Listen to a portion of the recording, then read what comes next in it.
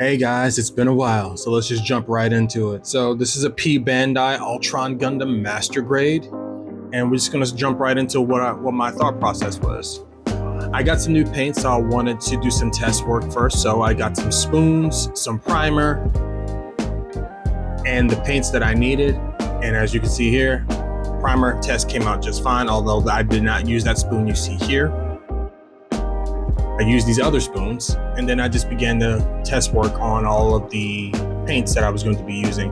The newest ones are the two paints on the right in green, the yellow green on the top right, and then on the bottom right, this pearl green from Vallejo. Now, I've never used this particular green before, so I really wanted to see how it turned out. And I'm sorry I did not showcase any spraying of the green in this project due to some more data corruption, and I've seriously got to find a better way to offload my footage. Either that or I just need to just start using a better camera. Anyway, as usual, my client wanted, this was a repeat client in fact, so my client asked me to do some pre-shading on the other parts but leave the green alone. So I started with a titanium, which is almost kind of like a silver, a brushed silver, and I used that on the staff of the Beam Trident here. For the Beam Trident effects, I used a fluorescent green that I've had in my paint library since I started making content, since I started rebuilding seriously years ago, back during the pandemic. This has been in my library for some time, and I've only used it once, so it was really nice to have the opportunity to use it now. Adding the effects, making it look like it's heavily concentrated toward the base and toward the strongest points of contact for the beam effects. It was a real challenge, but also it was very rewarding. I was really happy with the process.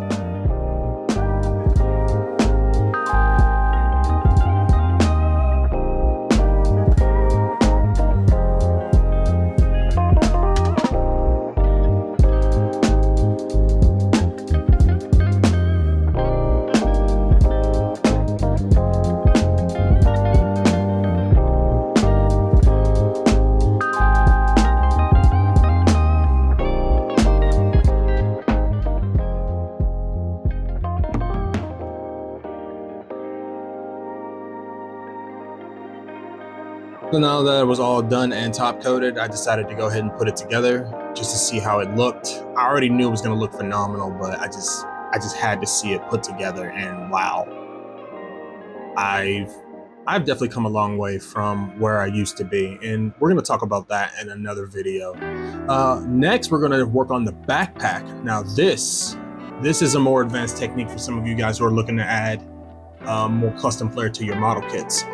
So to start off, we had to remove those anemic looking thrusters, and I got these thrusters right here, replace them with these. I got these from eBay years ago. These have also been sitting in my tackle box for some time. They're called Master Grade 1100 RE High Resolution Model Kit Full Mechanics 2-piece metal thrusters, Y7 size. I know that's a lot. That's a mouthful, but if you just type in metal thrusters for Gunpla in Google, it'll take you to eBay for the most part, because that's where they typically sold, at least in my experience.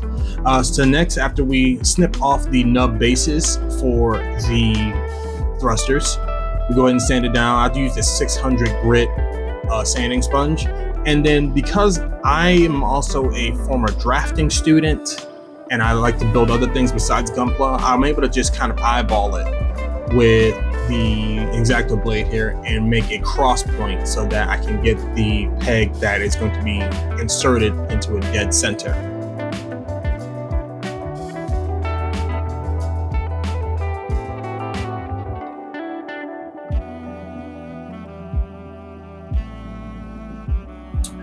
Next, I took my manual screwdriver and hollowed out gradually, starting with a smaller.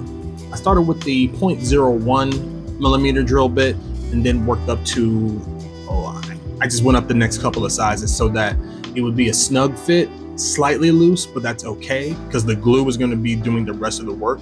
But ultimately, you have to hollow out the segment where the stem of the thruster is going to sit first, and you need to do it gradually because you can always take off too much, but you can't put it back.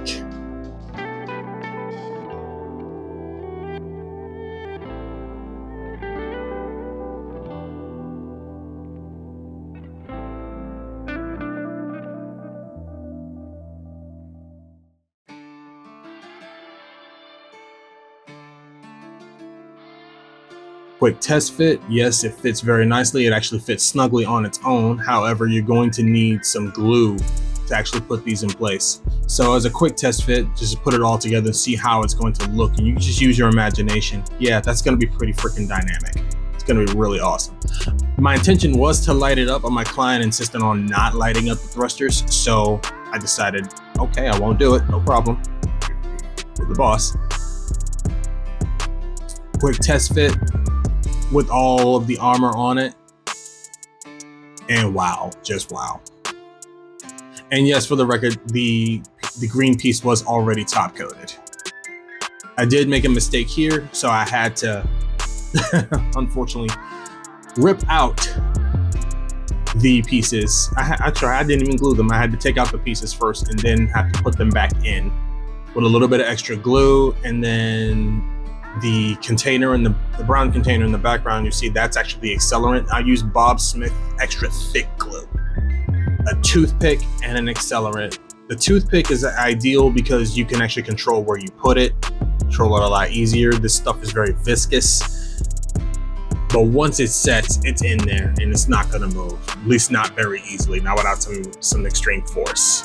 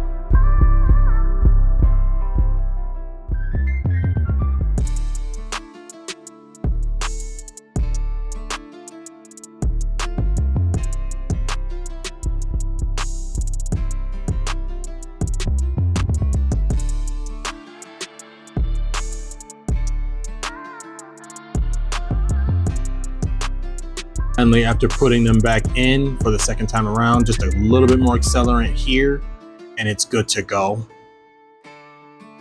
And wow, the way that green just pops, and with the contrast from the Trident on the backpack and the gold and silver thrusters, I love that.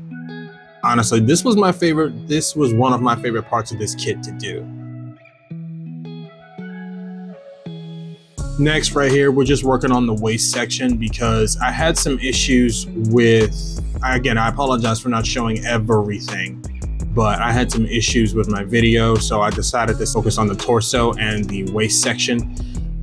The waist section was a bit tricky because I painted everything, and as I want to remind you guys, if you're going to be doing custom work, here's the thing. Not every innermost part, especially if it's a master grade and has an inner frame, it does not need to be painted because of friction, or things just get a little bit thicker and it causes problems down the road. So you really have to think and plan what you're going to paint and what you can do without painting that will not be shown but will not hinder the construction process. Also, fairly reminder, little quick story. Basically, I had a problem with this kit. One part, I'm quite certain did not show up with this kit. And it's just one of those things. And believe it or not, it was the neck piece. It was the neck ball joint. It's a little L-shaped ball joint, double-ended. And it was not in the model kit. And I searched high and low. I searched the runners. I kept all the runners even after I snipped everything clean, and it wasn't there. So I had to order a master grade Shenlong to replace it. But then my wife, bless her heart, she actually found another buyer on eBay that would send the parts specifically that you would need to replace the parts that you were missing. I got in contact and I bought both of them just to see which one would get here quicker, because I wanted to wrap this project up. And well, the overseas pieces, the smaller separate pieces, got here faster than the model kit did, which I thought was really odd, but it's okay. It worked out just fine. And the pieces that I ended up missing were these two skirt pieces off to the side, not these here, but the ones that are literally on the hips. They went missing. So not only am I missing skirt armor, I'm also missing a neck piece. And I can't finish it without either one, because this was a commission project. And it's incumbent upon me to just make it happen. So I just made it happen. So ultimately, prepare yourself for missing parts. But also prepare yourself if your workstation suddenly goes sideways and then two parts get up wedged underneath your drawers. Because that also would happen. Two parts fell out of my container and then they got wedged underneath the drawers. And in a really, really oddball spot. So I couldn't find them until the project was almost over. But, you know, you live and learn. It is what it is.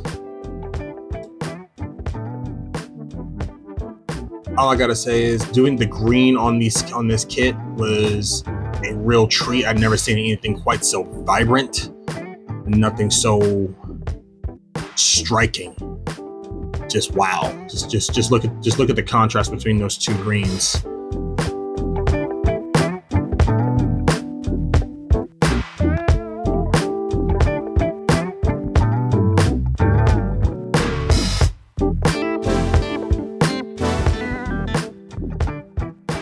Client asked me to keep the metallic and the other colors, you know, separate, keep those regular, but for the white pieces and the feet, if I could have swung it, appreciate those. So I did the best I could with those, and they still turned out amazing. Went back in and hand painted some details in there, like there are little tiny vents within the feet. Ooh. Cross is all that needs to get out.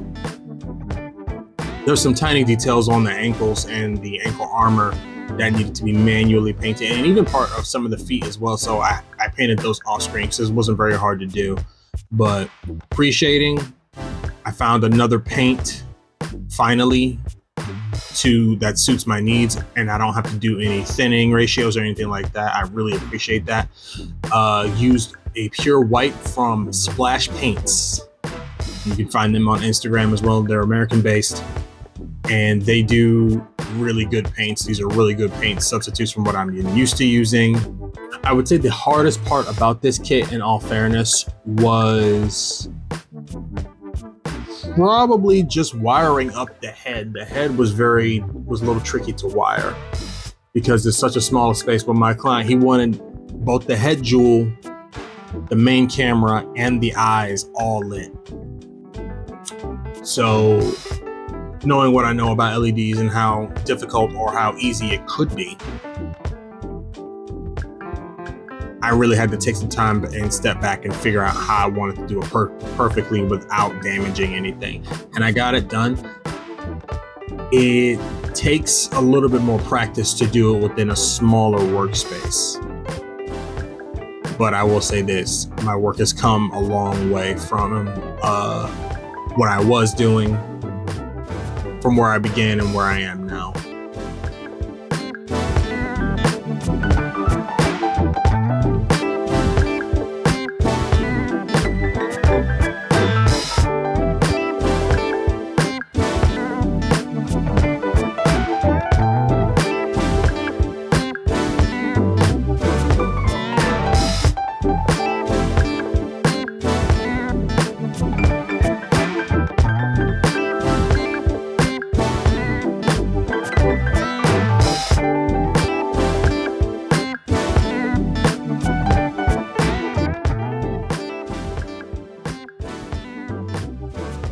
So this is the tiny mistake that I was also talking about earlier.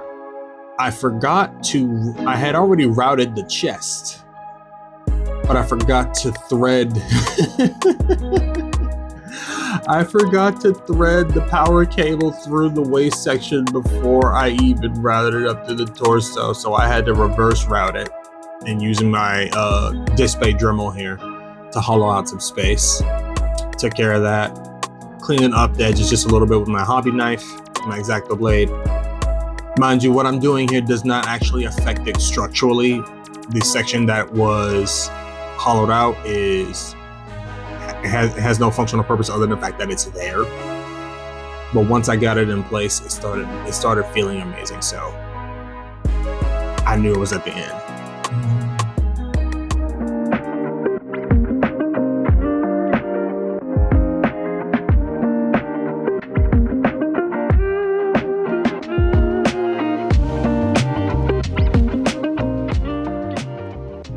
I have made a lot of mistakes, but I learned from them, and that's one of the things that happens when you do commission projects for people. Like, you make mistakes along the way, but the important thing is you find them and you fix them.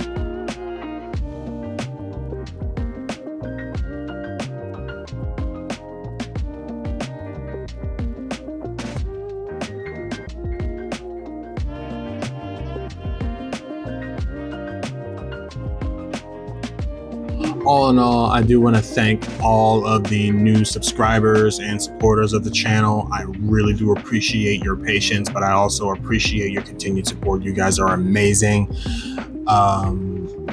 Yeah, this was a special project. I enjoy what I do.